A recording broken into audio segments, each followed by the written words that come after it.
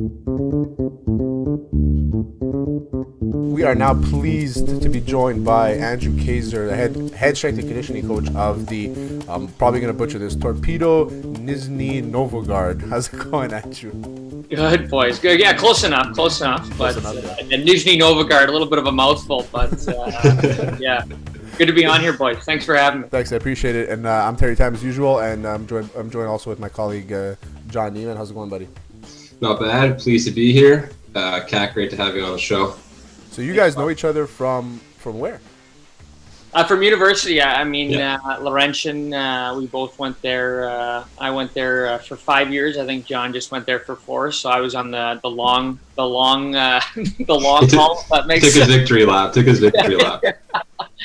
But yeah, I went there, 2008 to 2013. John, when did we meet again? I think it was. We met. So it was my first year in 2010. Yeah. 2010, I came to see you guys. I was living off campus, and a couple of buddies. We had some mutual friends, and I came and met you guys on res. Yeah. I think that was a good night, like the many we had, and then I think we worked together at pub, right? Yeah, for a little bit. So you, Kak was DJ at our pub, and I was a bouncer. As hard as that is to believe, we didn't have very big. I was going to say you're probably the nicest bouncer ever. So my strategy with diplomatic talks. So I would always somehow manage to convince people to just leave the bar instead of me having to kick them out, which was awesome. Yeah, you're the nicest guy, John. But it was a good time. So Andrew, tell us about your journey, man. How'd you end up in Russia? I mean, you're from Toronto. You went to Laurentians. How'd you end up being a strength and conditioning coach in Russia? Give us a little bit of your story here. Well, I'll give you a Coles Notes version for short, but after I did a postgraduate after my undergrad at Laurentian, I did a postgraduate in exercise science at Guelph-Humber University, just north of Pearson Airport here in Toronto. And like any young kid, you're not sure what the fuck you're gonna do next. And I wanted some hands-on work, so sure enough, that postgraduate gave me a lot more hands-on and part of it was there was an internship component at the end, about 400 hours. And so, the young, naive kid, I just Googled strength and conditioning coaches, Toronto, and at the time I had a mentor, Brent Welsh, and he was my professor at the school. And he said, just, if you're interested in this, just kind of, go with it, see where it goes. So sure enough, I Googled a couple guys. Gary Roberts came up. A guy named Matt Nickel came up. So I emailed both of them, and sure enough, heard nothing. I say this. I've said this before, but my dad was kind of the driving force behind it. He always said, "Be their next best problem." So I didn't understand what that meant. He's like, berate them. If you want this, email the guy, find out his number, call him. So sure enough, I wanted to work with Matt, and little did I know he was a big deal in the strength and conditioning community, and especially in ice hockey.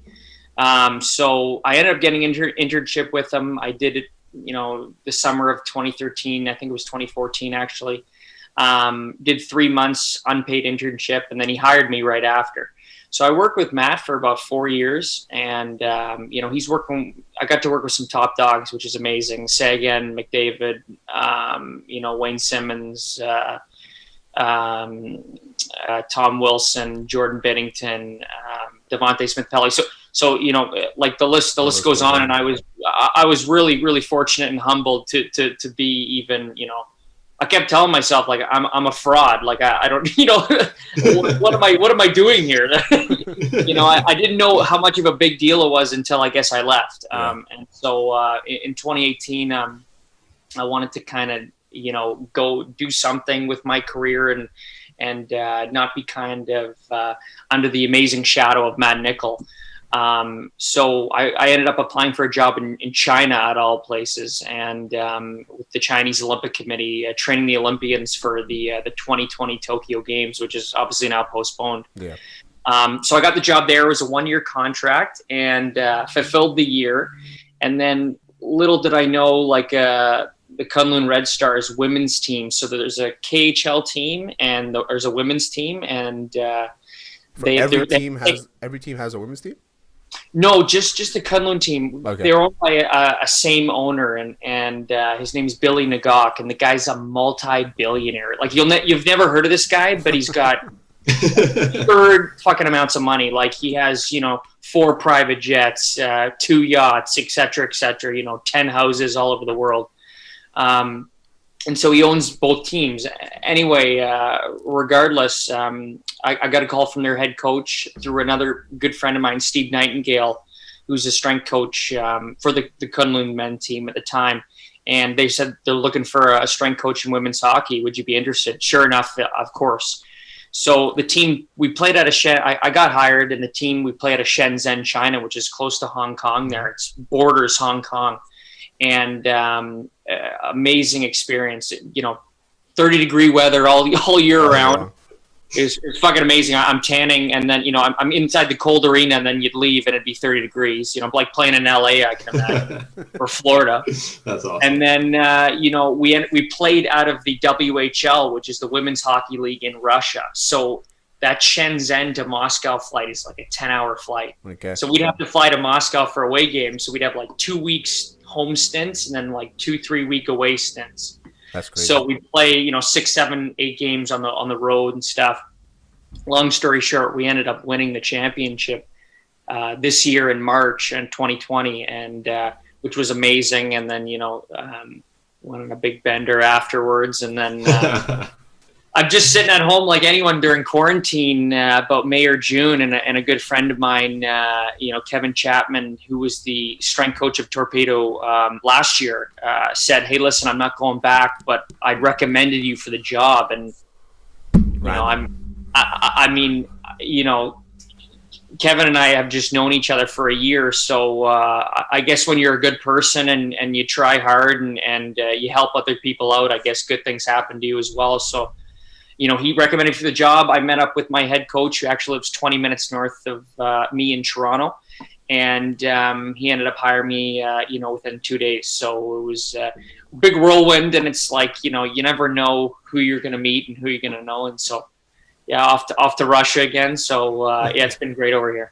So, I mean, we hear horror stories about the KHL and whatever. I mean, it's like this weird, it's this thing that we all know is there, but we don't really like. If you're not in tune with it, you kind of just like ignore it, kind of thing. That's what I feel like the KHL is. I know it's there. I know it exists, but I don't know what's going on there. Yeah. It's literally behind the red curtain. I think that's the way I see it.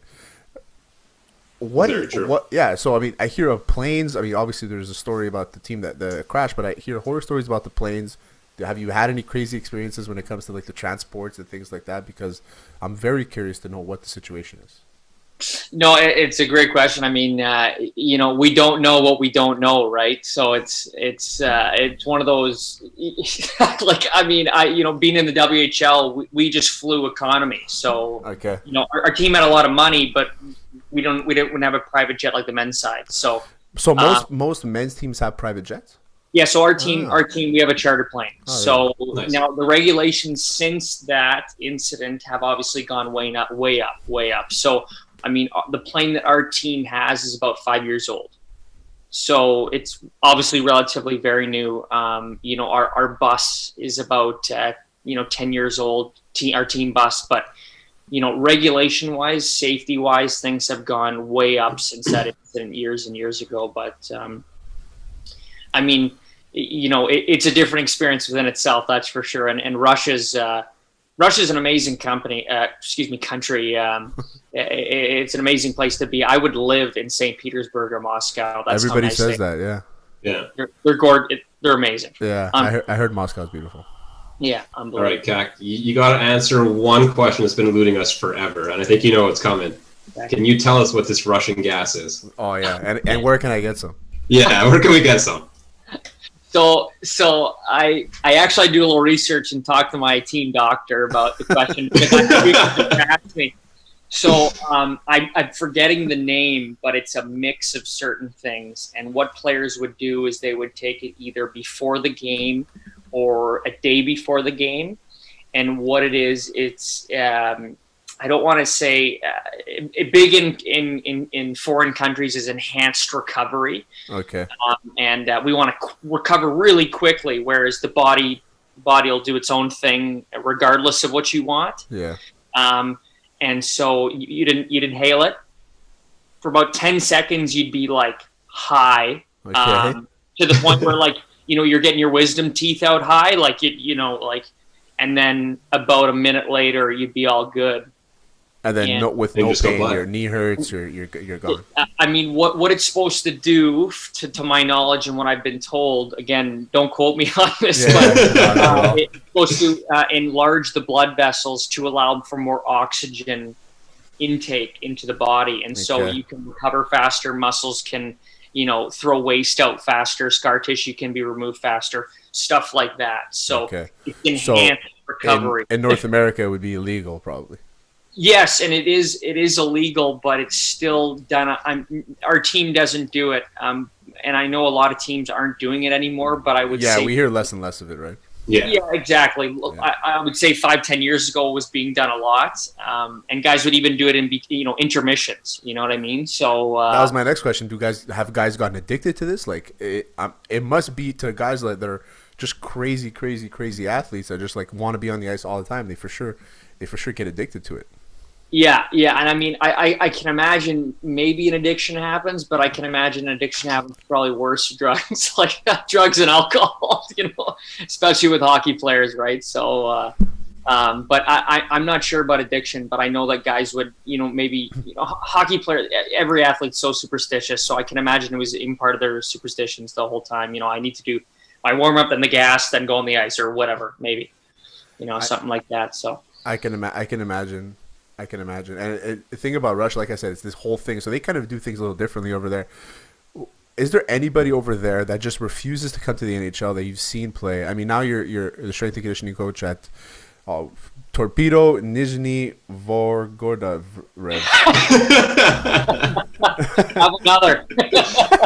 Avocado. Novgorod. Is that it? Novgorod? Novgorod. Yeah. And I wrote it down wrong. And because I know of one guy. I know he came here to our hockey tournament, and his son was really good, and he plays in the KHL. His name is Sharapov. I don't know if you know who he is. And he's like this, and we watched his highlights. We're like, this guy is unbelievable, and he's one of the guys that just didn't want to leave Russia, just wanted to stay in the NHL. Is there anybody out there that's like crazy that would kill the NHL? That's in the KHL? Yeah, like there's like it's the second best league in the world.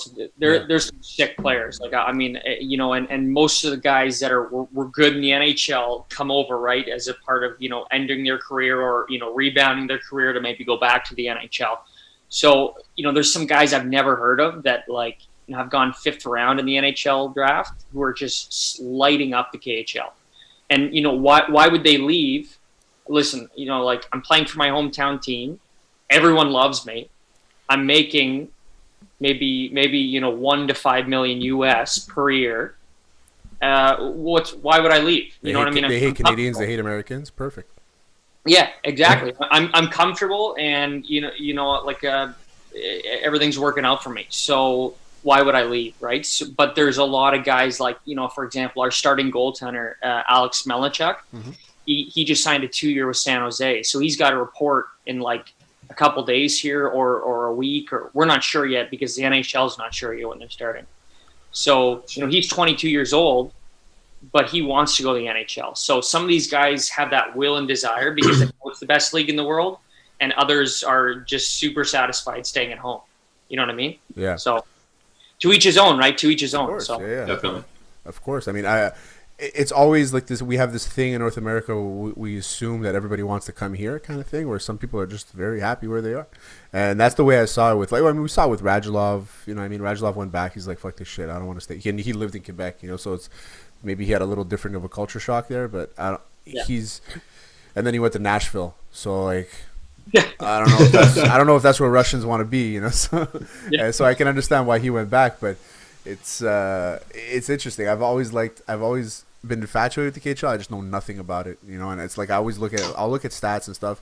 So when I met this guy Sharapov, he has his own hockey stick too. He makes his own sticks, and I think he said like his entire team is sponsored by him, and he gives them all sticks and stuff. Super nice guy.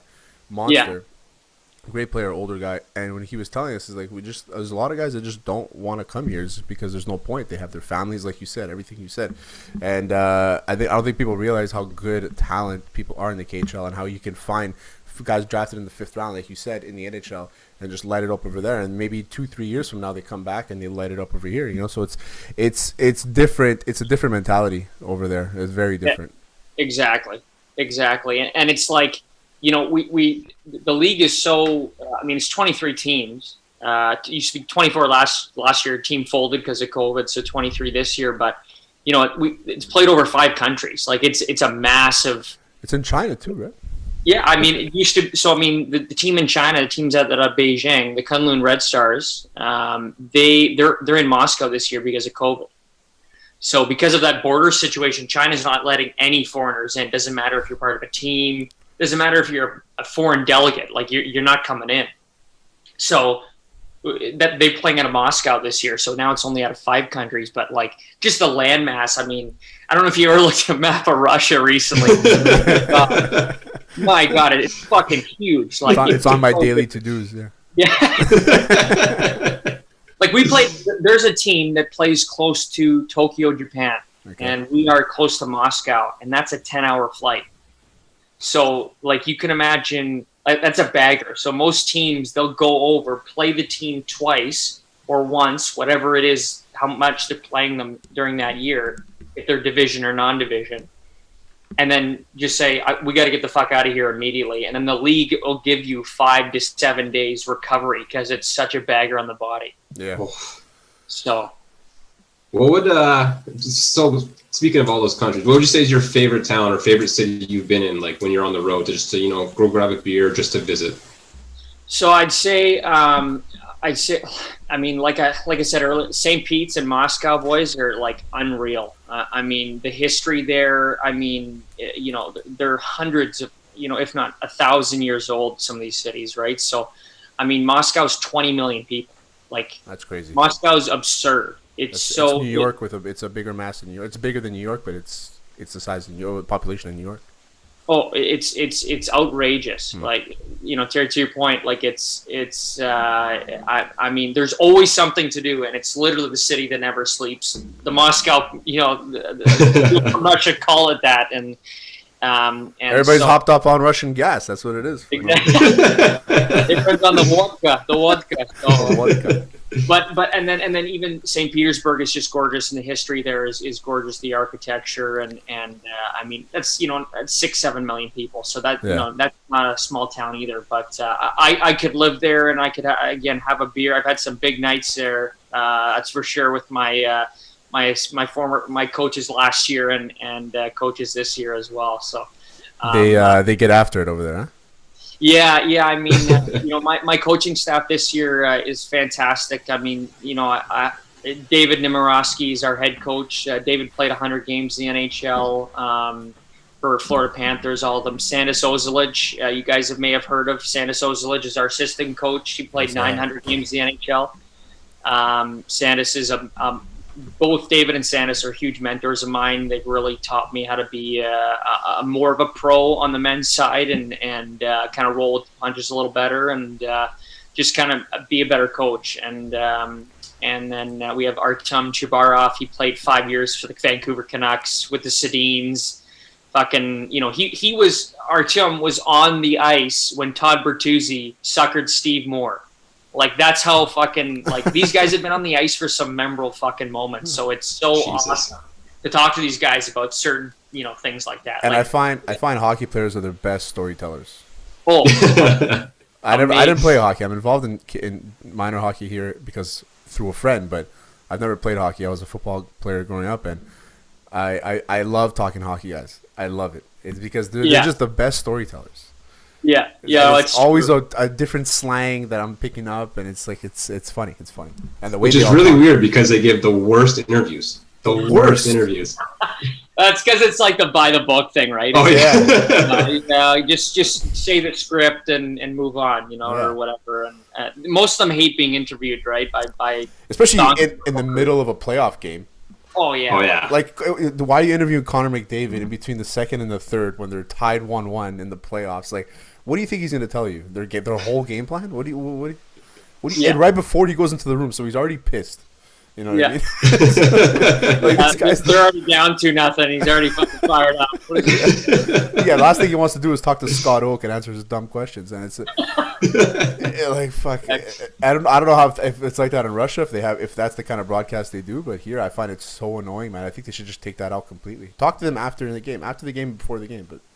Oh, exactly. Like David will do intermission, in Russian. I mean, the best part about my coaching staff is everyone's fluent in English as well as Russian, so it's fantastic. As soon as I'll enter the room, the boys will switch to English, and sometimes they'll stay on Russian, but they're very nice about it, so I know what the fuck's going on, really. Which was my next question. Do you speak Russian? Chut-chut, which means a little. A little. So yeah, I can do yeah. No, I mean, I learn a lot, right? When you're immersed in the culture, you kind of, sink or swim, right? So it's like you kind of have to figure it out. So I know how to say, like, okay, so good morning, how you feeling? What I know how to talk to the boys, but most of the Russian guys on the team are their English is pretty good. Oh, okay. So I was gonna ask you, like, what percentage of guys don't speak English? Yeah, I would say, okay, so maybe I would say 3 or 4 of them speak zero English on the team. And that's because they're probably from further away from Moscow and St. Petersburg. Okay. Exactly. But you know what? My job is like 80% visual, 90% visual. Like if I just show them the exercise, the guys will get it. And the guys now, I've been with the guys for like 5-6 months now, so they know what I expect and they know, technique and form wise what I'm looking for. Whereas at the start, I was, I should have just coached blindfolded. It was hard, but then at the same breath, we have 5 import guys, so guys from 2 guys from Canada, 3 guys from the U.S. on our team, all played in the NHL. Who are the Canadian kids? So we have Brady Austin. Brady Austin's from Bob Cajun, Ontario, and he's a beauty. He played for the Sabres for a little bit, played in the AHL a lot. He's a awesome guy. We've really hit it off. Just a great athlete, a great competitor. And then we have Jordan Swarz. Swarzy's played for Belleville. He played for Belleville Senators in the AHL last year. And then he's been in the Ottawa system, the Phoenix system a lot. He's got about 50 NHL games under his belt. So Swarzy's a beauty. He's a personal friend of mine. So like 3 years ago we met, and then he texted me 2 days before it was official that he signed for Torpedo. And he's like, hey, I hope your testing's not too fucking hard. And I'm like, wait, what? And he's like, I signed with Torpedo. I said, oh, fucking right. And we put 2 and 2 together. So, so he's a buddy from home, and so it's been great having those guys over there. And then our Americans are Chris Weidman. Wide's played for the Senators for about 200 games. Yeah, and Calgary too. Wide is an elite defenseman. He's a great guy. He's taught me how to be a better coach. That's for sure, because some of those guys expect things like boom, boom, boom, and so I got to be on my toes a lot with certain things and making sure those guys are ready to go. And then Andy Mealy, he's one of our first line centers, and he's just a fantastic, nicest guy ever. Probably he won the Hobey Baker in 2011 in the NCAA, so best player in the NCAA. He's an unreal player. And then Justin Kloos played for the Minnesota Wild. So we got a great group of guys, and they're all the nicest people. So and even the Russian guys are fantastic. A couple of them played in the AHL, and a couple of them are just signed in the NHL. So got a good young group. We're actually the youngest team in the league. Oh yeah. Yeah, I think some fucking stat came out the other day. It's like our average age is 23 years old. So. Wow. Pretty young. We only have 2 guys that are like one's 35, one's 36. So how many 18-year-olds do you have at that point then? We just got a Maple Leafs prospect. Semyon just signed with the Leafs in 2018 he's just drafted second round. So he signed with us about a couple of years ago, but he's like 20 years old. So, he's one of our youngest players. And then we got a 19-year-old on our team, but most guys are hovering 20 to 25. That's so cool. young core for sure. That's crazy. That's cool. Yeah. I lost my train of thought. Yeah. So you mentioned Austin's from Bob Cajun. Isn't that it's a tragically hip song? I always thought it was like a song, like a city in New Orleans. I had no idea it was a city in Ontario. So when you said Bob Cajun, I'm like, whoa, what? It's throwing me off. I'm a huge hip guy. He's a huge hip fan. So every time he comes in the gym, he'll be Kacsor, and then he'll and then I know what to put on. That's a good question too. You have a mix of like all the languages and stuff. What do Russian players listen to? Oh, the boy. Okay, so like heavy metal. Our win song is "Roses" by St. John, like the remix that everyone listens to. So the boys love that song. And then, but they'll listen to anything. Like pre-game, the Russians will have Eminem going. Okay. So some hard Eminem going before the game to get all the boys fired up. But obviously, they like their Russian house or their Russian. I was gonna say they're probably listening to house or EDM, yeah. And then hip hop as well. So I have a couple songs that I've Spotify or Shazammed for the boys. So they love it when I'll throw it on if we're lifting in the gym or just warming up in the gym or whatever. I love how you're the DJ too. I was gonna say, you could think you got some past experience in that front. Yeah, buddy. So who would you say who's a Russian DJ you discovered as a result of this that you would recommend? Oh, that's a good. Rompasso. He's sick. Rompasso? Yeah, he's sick. And then Matthias and Soka are from St. Petersburg, and I've heard of them before. They're like under Martin Garrix's label, so they're really good. Cool. But, yeah, so there's a couple big names that I can't really remember right now, but you can only imagine. I mean, with COVID going on, nothing's really open, obviously, but you can only imagine how it was last year for me. Pretty incredible sometimes in Moscow. Where did your playing career bring you? So I only played AAA. I never really amounted to too much. And I figured if you can't be with them, join them some other way. I've always wanted to be involved in ice hockey, and I've always, obviously, like most Canadian kids, right, been passionate about ice hockey, just from a competitive level to even just a fan. Yeah. It's honestly amazing watching the guys play every night. I get a front row seat, and I get to watch free hockey. I mean, it kind of sounds funny, but it's true. And I get to watch these guys work and live out a dream that I once had, like many Canadian guys. But I mean, it's just awesome, and I'm very humbled to be where I am right now. So, Terry, I think there's no sound. Yeah, Terry, can't hear you. It's okay. Cac, quickly, I'm just going to bring up, I'm slightly insulted. You didn't mention that you were signed by the Sudbury Coniston Men's League Toucans. We were Division B champions. That's the tipping point of my career, so I had to mention that. And it was a pleasure being your defensive partner as well. So hey, we were good, man. We were good together. We were awesome. Was that mixed? We were mixed, right? Toucans? No. Toucans was like... Toucans. Plurdo was on our team. Yeah, Plurdo's on our team. We had Tommy Walpole. We had Matt. We had Tommy Matheson, Carruthers, Danny Shepard. What does John have to work on, Andrew? Not much. Staying out of the box. Probably top two-handed guys. I told him, take out all that fucking aggression at pub.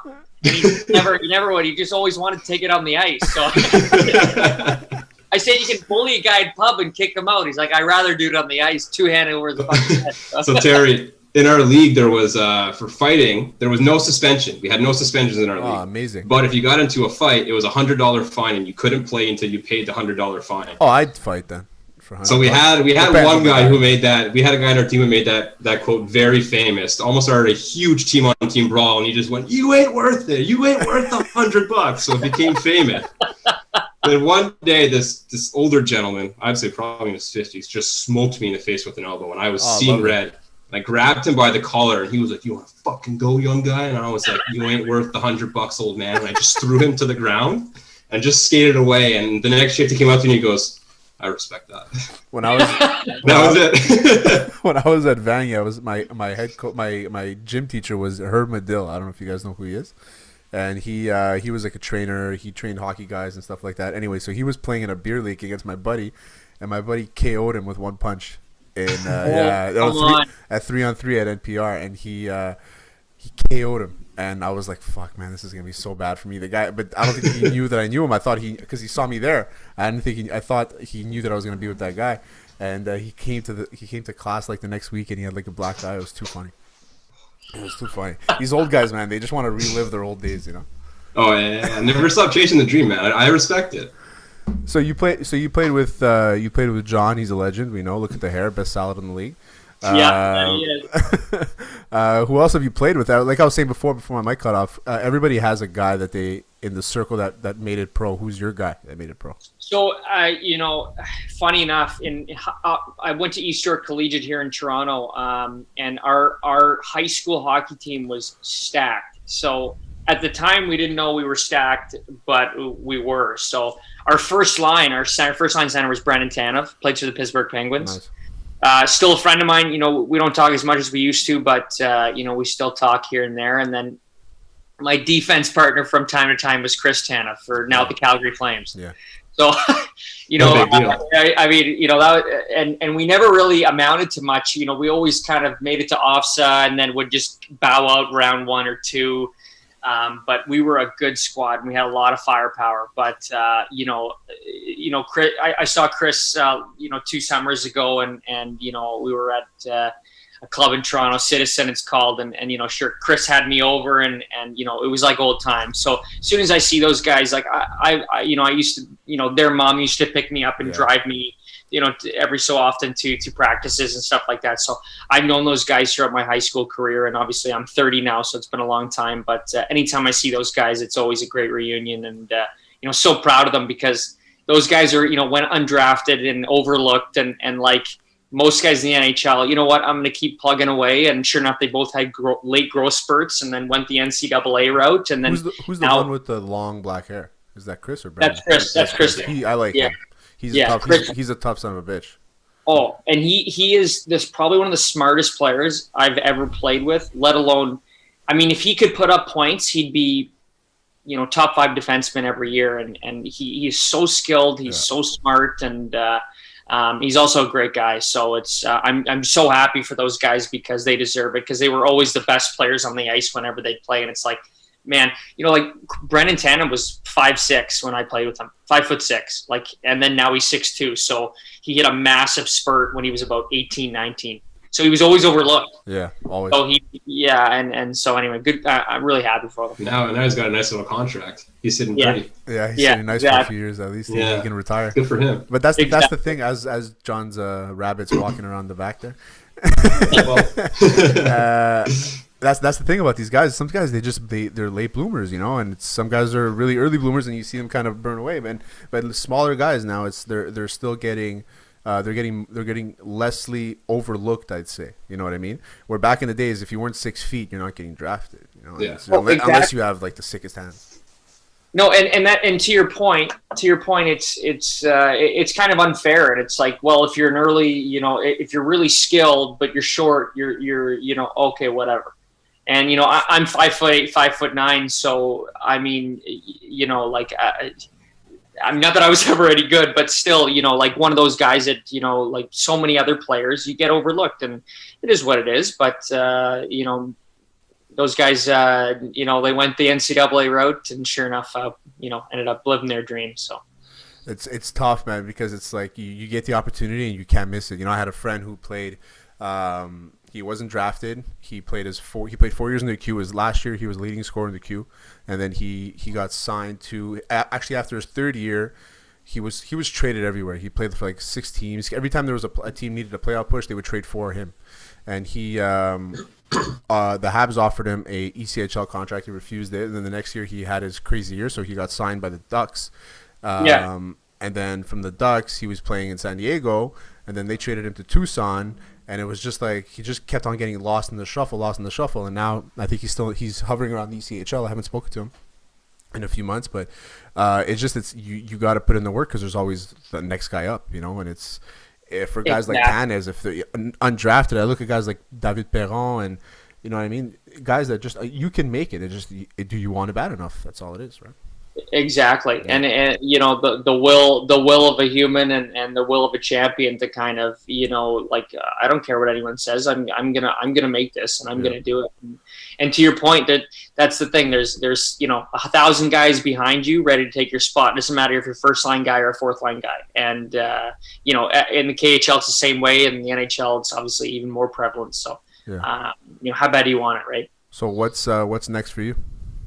Well, I signed a 1-year deal with Torpedo, and I'm obviously really loving it there. You know, I would envision myself coming back to the team if they'd have me, and if David would want me back. And you know, all signs are pointing that way. But who knows? I mean, my ultimate goal, and David knows this, is the NHL, and it's been the NHL since I worked for Matt Nichol in 2014, 2013 there. So with the current climate, I mean, right now you just kind of, you know, you're humbled you have a job, and you're lucky you have a job. So, but who knows what the future holds? But NHL for sure is the goal. Actually, I just remembered one last question, John. Then you can ask your next question is, who's the most impressive guy physically you've ever dealt with in the league, in the KHL?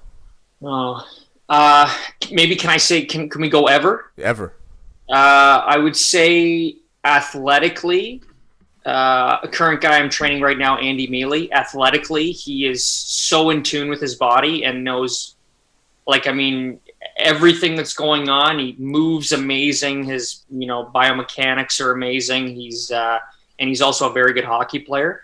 And then I would say that maybe the strongest guy pound for pound would be Wayne Simmons or Tyler Seguin. Okay. I've seen Wayne Simmons do, you know, like six pull-ups with 2 45-pound plates around his waist for reps, you know, like, I mean, Tyler Seguin did, I think, 100 pounds for 2 in the gym when I was there.